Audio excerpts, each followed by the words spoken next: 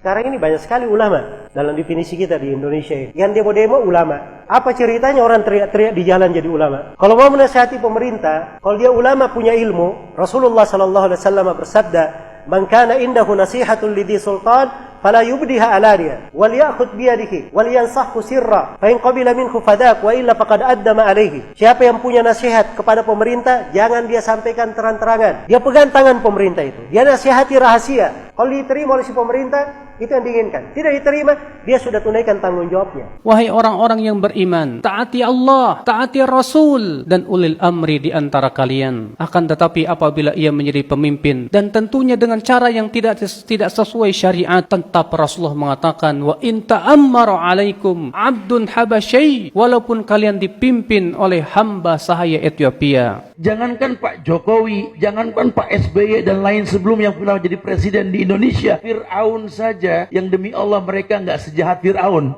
Fir'aun saja diperintahkan Nabi Musa dengan Harun, idhaba ila Fir'aun innahu togo, faqula lahu qawlan layyina. Yang gak boleh anak laki lahir main potong aja. Fir'aun lebih dari Rohingya loh. Suruh datang ke Fir'aun, katakan perkataan yang lembut. Idza ra'aita rajulan yasubbul hakim fa'lam annahu sahibu hawa. Kalau engkau melihat ada orang yang mencela pemimpinnya, menjelek-jelekan pemimpinnya, ketahuilah kalau dia itu pengikut hawa nafsunya. Dan tanyakan kepada dia, apa setiap kali engkau mencela pemimpinmu kau dapat pahala? Dapat pahala enggak kalau kita menjelekkan pemimpin kita? Kalau dapat pahala kita cela, enggak dapat pahala. Pertanyaan kedua, kalau kau doakan pemimpinmu, kau dapat pahala enggak? Dapat, Masya Allah. Oke, pertanyaan yang selanjutnya, kalau kau celah pemimpinmu, pemimpinmu berubah enggak? Enggak berubah. Kalau kau doakan pemimpinmu, bisa enggak Allah merubah pemimpinmu? Bisa. Terus kenapa kau tidak doakan pemimpinmu? Man akrama sultanallahi fil ard akramahullah.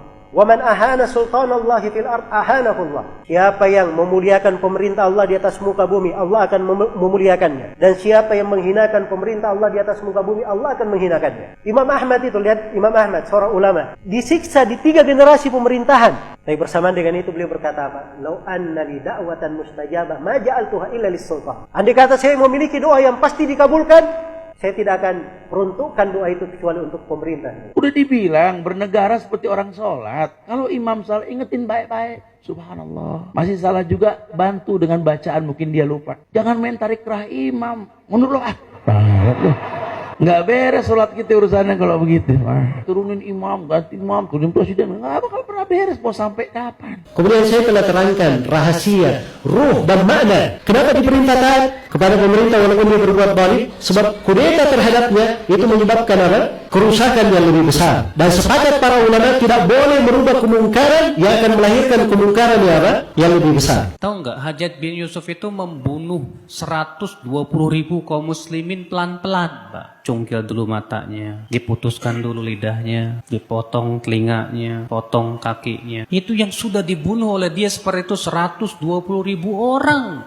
Di antaranya sebagian sahabat dan sebagian ulama tabi'in. Mendengar orang berdoa, ya Allah, binasakanlah Hajjaj bin Yusuf. Kata Al-Hasan Al-Basri, kamu jangan doa seperti itu. Aku khawatir, kata beliau, kalau Allah kabulkan doamu dan Hajjaj pun binasa, ternyata penggantinya dia kera dan babi. Katakanlah, kamu mengatakan bahwa Hajjaj bin Yusuf itu kejam. Memang dia kejam, betul. Dan kamu berdoa kepada Allah supaya Allah binasakan dia. Kamu yakin penggantinya lebih baik? Mungkin sezalim-zalim pemerintah yang ada di belakang ini tengah umat. Tidak ada yang sezalim Fir'aun. Saya mau tanya, dalam Al-Quran pernah dikisahkan Nabi Musa dan Bani Israel demo Fir'aun? Fir'aun dan bala tentaranya dibinasakan. Sebab kebinasaannya satu amalan Bani Israel yang mereka lakukan. Allah berfirman dalam Al-Quran di surah Al-A'raf, kami wariskan bumi dari timur hingga baratnya, bumi yang diberkahi, kepada kaum yang tadinya tertindas di atas muka bumi, dan telah sempurna kalimat Allah yang maha indah untuk Bani Israel disebabkan karena kesabaran mereka. Mereka hanya punya sabar. Perintah untuk taat kepada pemerintah muslim walaupun dia zalim,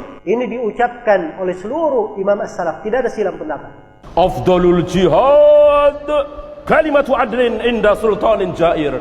Ini kata Nabi, sebesar-besar jihad adalah ucapan yang adil, ucapan yang hak, ucapan yang benar. Di mana? Di hadapan seorang pemimpin yang dolim. Di hadapan, bukan di televisi, bukan di radio, bukan di koran, bukan di Bundaran HI, bukan di Sudirman Tamrin, bukan. Misalnya saya berhadapan dengan Pak Presiden nggak benar nih begini. Mau Mosok aliran sesat didiamkan. Ini mencaci maki Nabi Muhammad. Mosok Anda diamkan begini. Saya berdua dengan presiden, bukan di televisi, bukan di radio, di mimbar nggak boleh, di jalanan apalagi. Itu cara Yahudi. Tentu teman-teman sekalian ya, menasihati pemimpin, orang yang bisa sampai suaranya ke pemimpin itu. Kalau antum mau nasihatin seseorang, cari misalnya seorang pemimpin perusahaan. Contoh saja dulu, kita cari siapa pegawai perusahaannya yang bisa menyampaikan kata-kata itu. Atau siapa kira-kira orang yang bisa sampai suaranya. Kecuali kalau kita memang langsung didengar, alhamdulillah. Pemimpin ini mendengarkan aspirasinya atau penyampaian dan keluhannya masyarakat, baguslah gitu kan. Gak ada masalah. Tapi kalau tidak, maka cukup dengan doa. Kita doakan saja. Itu senjata bagi orang beriman. Allah bisa masukkan ke dalam hati dia berubah, bisa. Bukan mustahil. Allahumma ya Allah, bukakan pintu hidayah.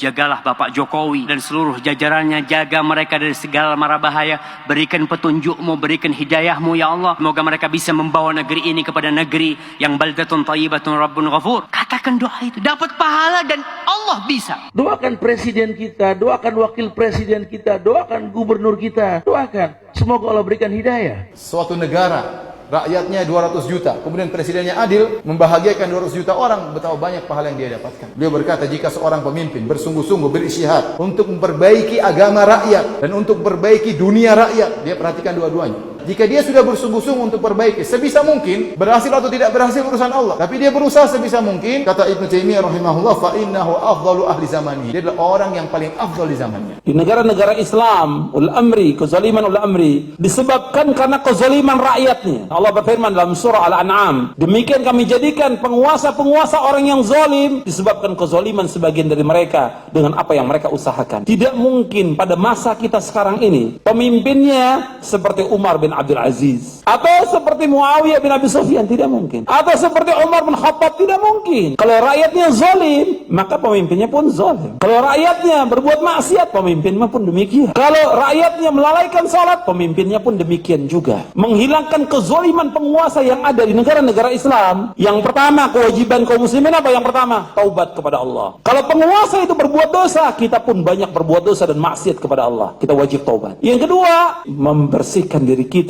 dari noda-noda syirik. Yang ketiga, kata Syekh Albani, kewajiban kita mendidik istri dan keluarga kita. Kita akan ditanya oleh Allah tentang istri dan anak kita. Kita umat Islam tidak akan ditanya oleh Allah siapa pemimpin kita, tapi kita akan ditanya bagaimana kamu mengurus istri dan anak kamu. Sebab Nabi bersabda, setiap kamu adalah pemimpin dan setiap kamu akan ditanya tentang pimpinannya.